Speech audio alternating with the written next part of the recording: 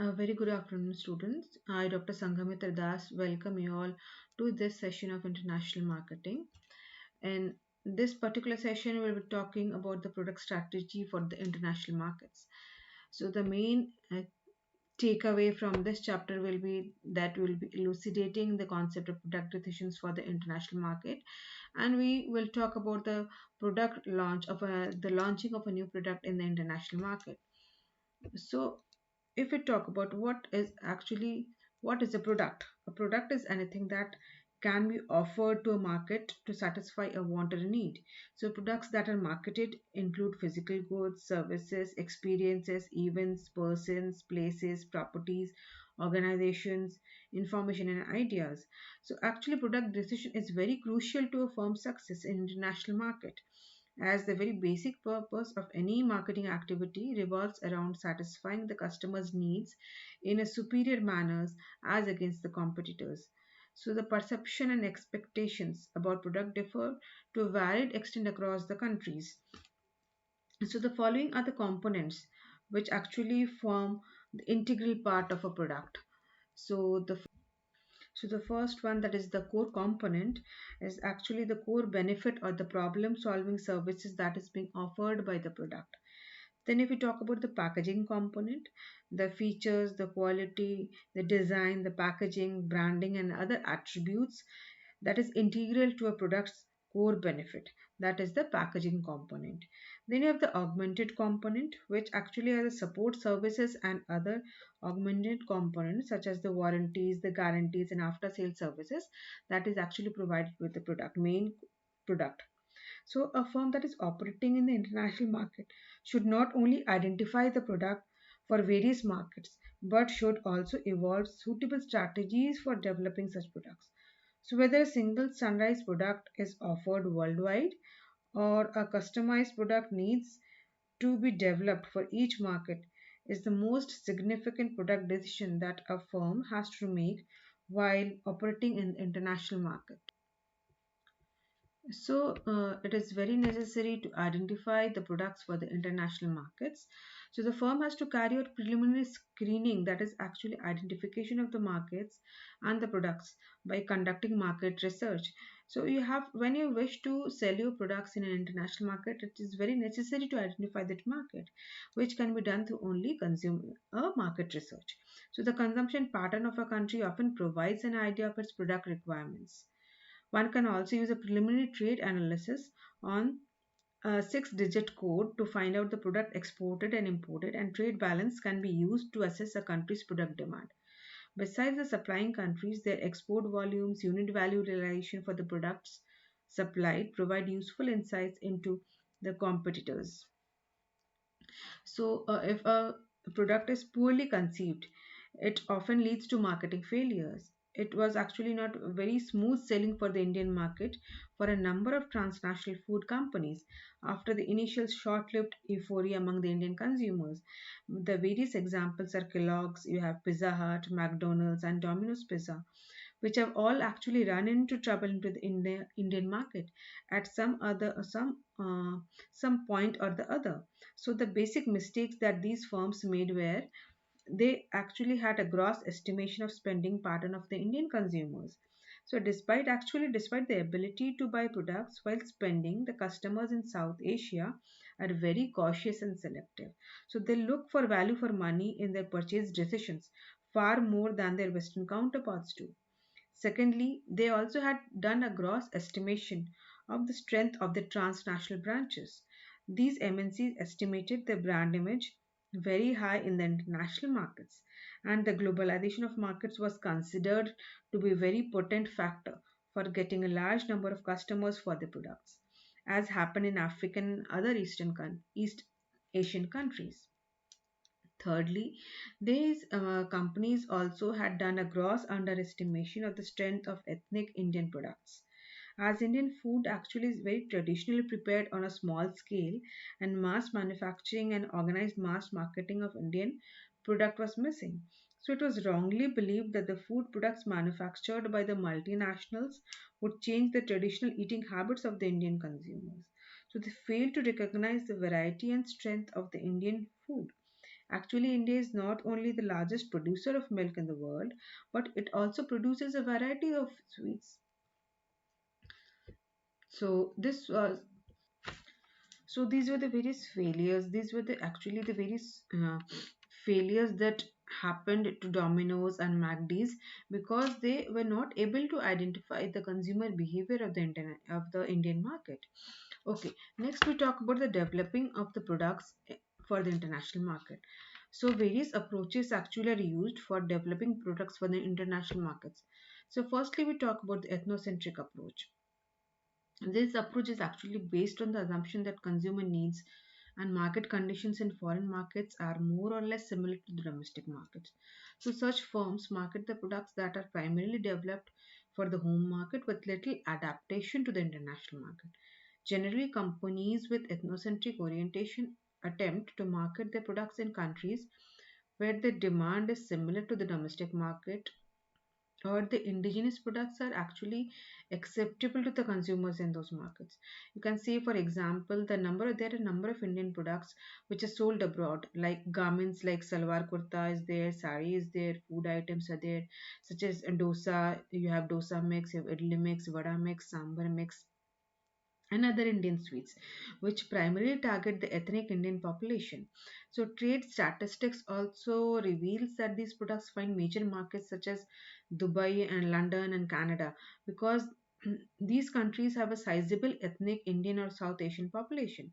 So, the marketing strategy can be used in South Asian markets as well, where consumer taste and preferences resemble to a large extent. So, such market extension actually approach of the product development facilities cost minimization in various functional areas, facilitating a firm to gain rapid entry into the international market. However, this ethnocentric approach does not actually always lead to maximization of the market share and profits in the international market because the local competitors are in a relatively better position to satisfy the customer needs. So this was about ethnocentric approach. Next, we talk about polycentric approach. By the name itself, poly means many. So name suggests that you will be having various approaches, many approaches. So contrary to the ethnocentric, the polycentric approach recognizes cross-cultural references in the target countries and so is strongly market oriented.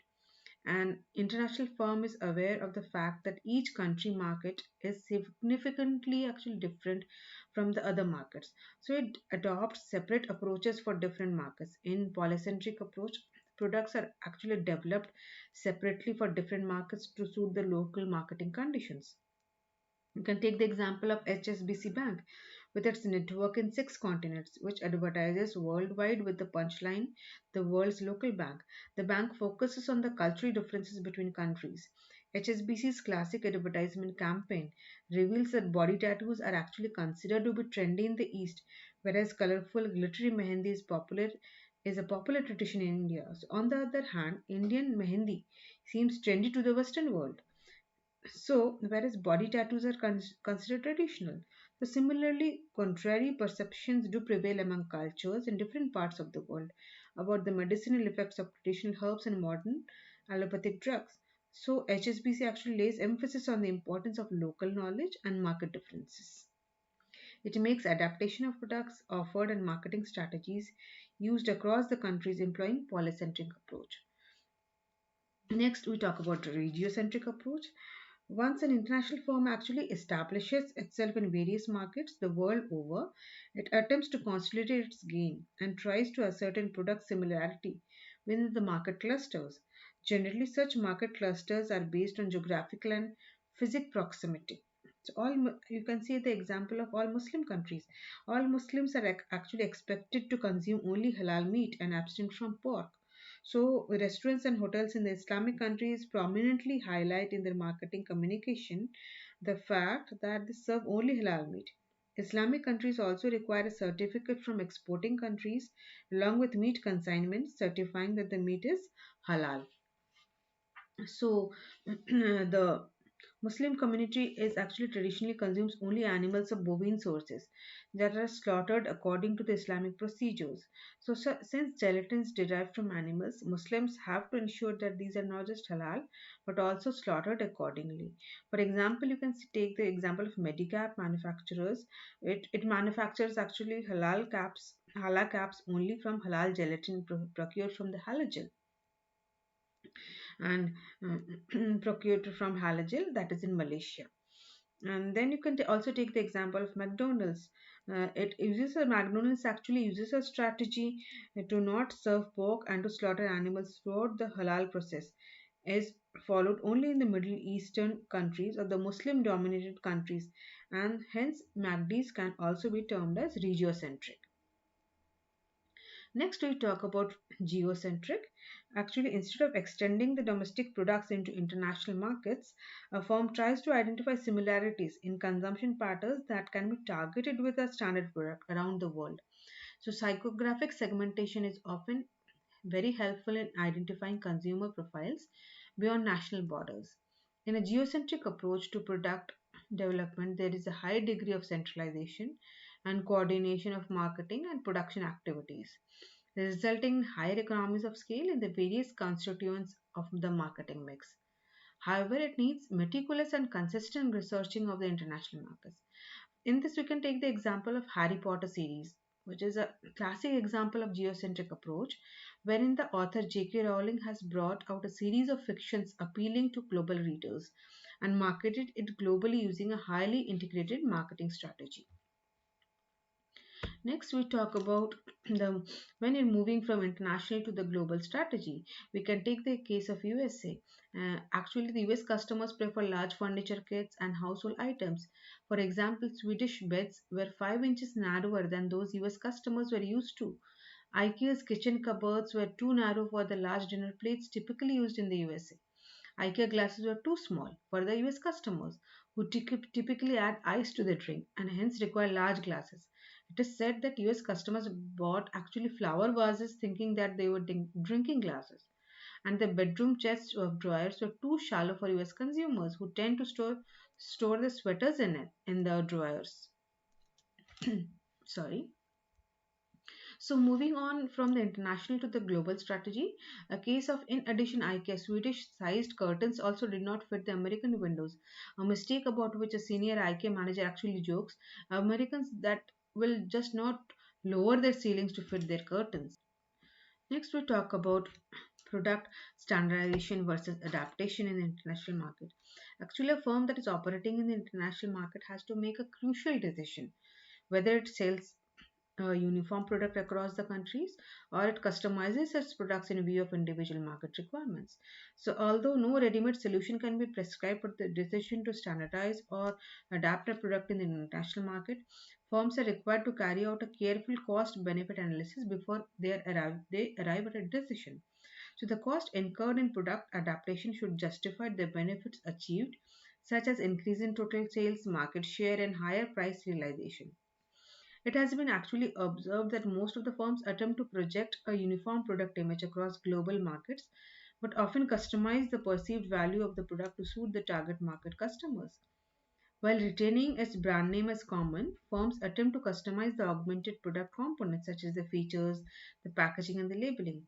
Support service components it includes the warranties, the guarantees, delivery schedule, installation, and payment terms are most often adapted to suit the needs of the target market. Mostly what happens that the industrial products and services are insensitive to the cross-country preferences and may be marketed as standardized products, whereas food, trend, fashion, styles are highly sensitive. Sorry, and customer choices are for these items vary widely among the marketers. And so there is a high level of customization in this regard. Next, we talk about product standardization. Product standardization actually refers So, if it next we talk about the product standardization, which actually refers to the marketing a product in the overseas market with little changes, except for some cosmetic changes such as modifying packaging and labeling. Generally, the products with high technological intensity, such as the heavy equipment, plants and machinery, microprocessors, hard disks, and projectors are marketed as standardized products across the world. Some of the consumer products with global appeal, namely Big Mac, Coke, Heineken, etc., are also marketed as globally standardized products. The benefit associated with these are the following: it projects a global product image, it caters to the global customers moving across countries. There is cost saving in terms of economies of scale in production, the economy in designing and monitoring of various components of the marketing mix. It facilitates in developing the product as a global brand. So, the various major factors, you can say, the major factors which actually influence the product standardization. First one is high level of technology. So we can already say that the products with high technology content are marketed as standardized products to maintain uniform international standards and reduce confusion across the international markets.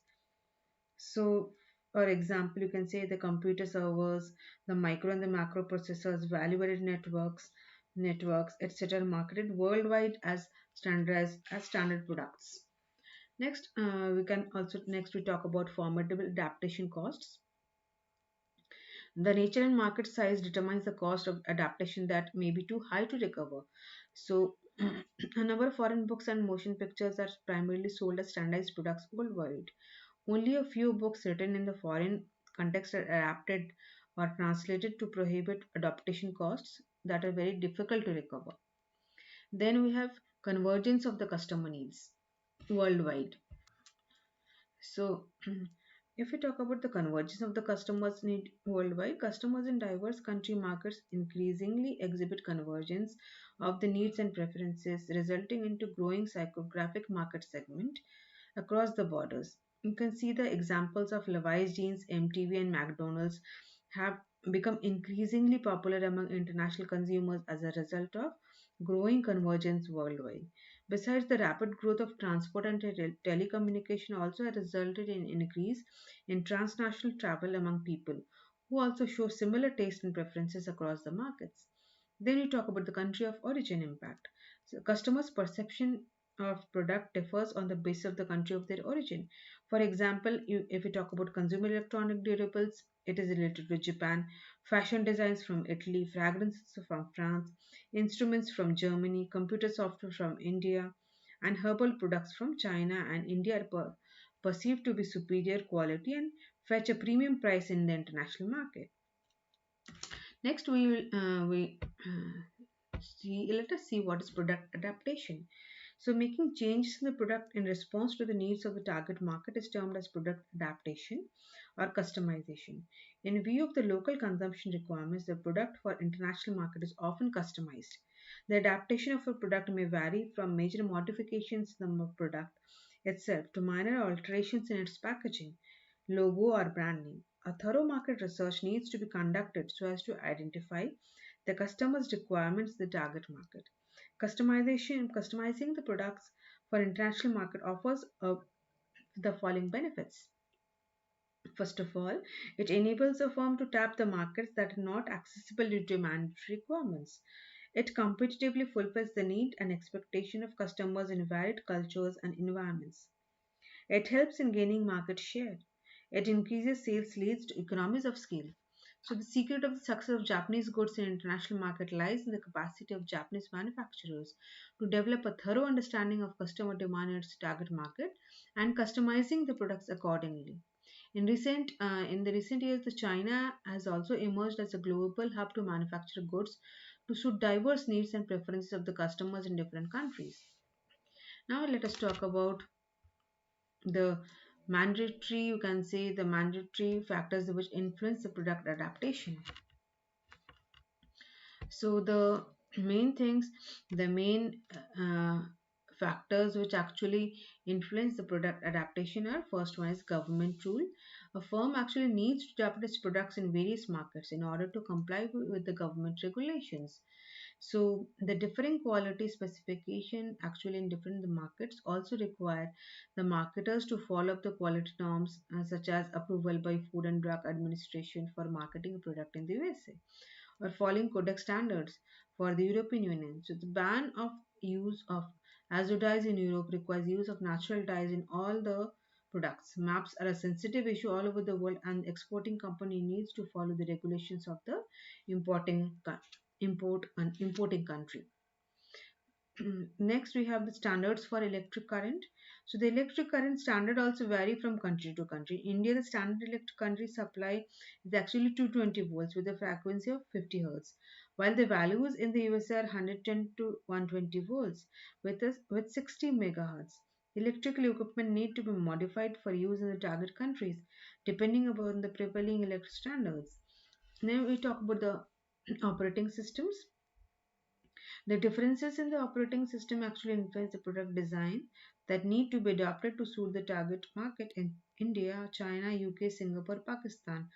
Television, television operate on phase alternate lines also. While in the USA, Japan, Philippines, and South Korea, they work on National Television System Committee. So television operate on systematic electric pour color avec mémoire in France. So these are the mandatory factors which actually influence the product adaptation. Then we have the measurement system where you're talking about when you talk about the measurement. So in the measurement system, what is actually happening? Actually, the product design is influenced by the measurement system followed in a country. India follows the metric system with kilograms, meter, or liter as measurement units, whereas the USA follows the imperial system of measurement using pounds, feet, and gallon. So the packaging size, weight, and measure of the product needs to be modified depending upon the measurement system followed in the target market. Now, if we talk about packaging and labeling regulations, each country prescribes separate regulations for packaging and labeling, which have to be adhered to by an international marketing firm. Due to the sensitive vegetarianism issue, regulations in India require food packages to exhibit a mark that is vegetarian or non vegetarian so as to explicitly inform the consumers about their contents. Most countries in the Middle East emphasize the use of Arabic. Similar linguistic regulations are also required in a number of European countries. In India, food products generally bear the duration of use of a product. In most developed countries, the date of expiry is also mentioned explicitly. So, even regulations requiring magazines to display the date after which they should not remain on bookstands are not uncommon in a number of high income countries. So these were the actually the mandatory factors which influence the product adaptation. Now, if we talk about the voluntary factors which influence product adaptation, so the first one is culture. So the culture is actually cultural the factors like local taste, tradition, and religious beliefs constantly affect the product decision for international market. So the sensitivity to culture varies with product strategies. Food items and clothing are generally more sensitive to culture, whereas products with high technical intensity such as software, electronic goods, plants, and machinery are hardly sensitive. Women's apparel designed for customers in the Middle East are likely to get little attention in European markets. In another instance, camera sales in Saudi Arabia were historically low. So sales boomed with the advent of the Polaroid instant photography, as this actually allowed the Arab men to photograph their wives and daughters in the privacy of their homes without the need of strangers handling the film in a processing lab.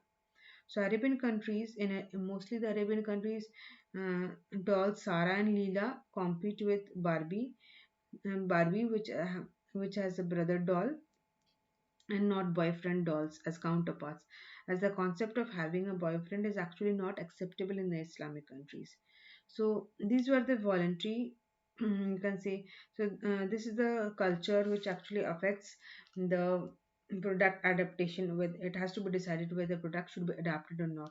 You can say that traditional Indian products like the sari, the salwar kurta, the Indian ethnic food stuff are exported to the international markets that have sizable Indian ethnic populations.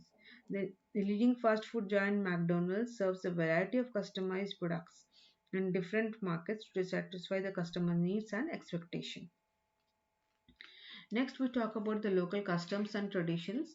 So, the local customs and traditions significantly affect the consumption patterns and habits in the international market. For example, the Americans, the Germans prefer blend chocolates, whereas the Dutch like white chocolates and the French love the dark ones. So, the world's largest food company, Nescafe, manufactures over 200 varieties of coffee to suit the local tastes. So Britain, similar to most parts of India, takes coffee with milk, whereas in the USA, the regular coffee means different in different parts of the country. So regular coffee in Chicago actually means black. In Boston, it means with milk. In Rhode Island, it means with milk and sugar. So these things have to be kept in mind when you're talking about the local customs and traditions. So actually, you can see that apparently actually in India, huge potential market is there for the Western food and music. But India actually has got a very large variety of traditional food items, which have got their intrinsic strength and popularity. The food habits of Indians differ widely. From chole bhature in Punjab to kachori jalebi in Uttar Pradesh, churma laddu, dal bati laddu in Rajasthan, dhokla, fafra and khakra in Gujarat, poha and shrikhand in Madhya Pradesh, bakarwadi in Maharashtra. So these are the various food items that actually vary from region to region. So the variety of ethnic rice preparation in the southern states also gets affected. In 1994, Kellogg's launched as a brand of cornflakes in India with an initial investment of about 65 million US dollars, but faced a major setback after the early years of success. Kellogg's concept of having cornflakes with cold milk did not succeed as people in India like steaming hot food. So it was only after several years of operation in the country that Kellogg's realized its mistake and took the corrective actions. Then, if we talk about Fair and Lovely, actually the Asians prefer fair cream. So in India and other Asian countries, the fairness of the skin is the most important parameter for women's beauty. There is a huge market in these countries for fairness creams, which is growing annually at an estimation of 25%. Africans, actually in India, the marketers have attempted to exploit the market opportunity by introducing a variety of fairness products because India one loves the females to have uh, actually very fair complexion. On the contrary, you can say in African countries, the fairness, if you conduct a on the various parameters, only one or two parameters get filled up. So, a firm operating in international markets has to understand these nuances and make adaptations to its product accordingly. So, the world's leading dinnerware firm Corel manufactures all its products in the USA. However, it customizes the designs of the products differently for different markets. So, the design for India are exclusively based on India's vast cultural heritage, which also explicitly highlighted in its marketing communication. Now we talk about consumer demographics. The physical attributes of the consumers also require product modification.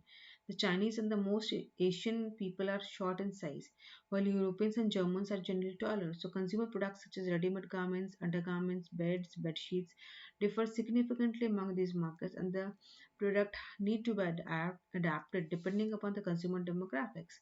So consumers also look for images matching their own demographic attributes in the products. Next, we have conditions of use. That is, the products actually have to be adopted depending upon the conditions of use in the international market.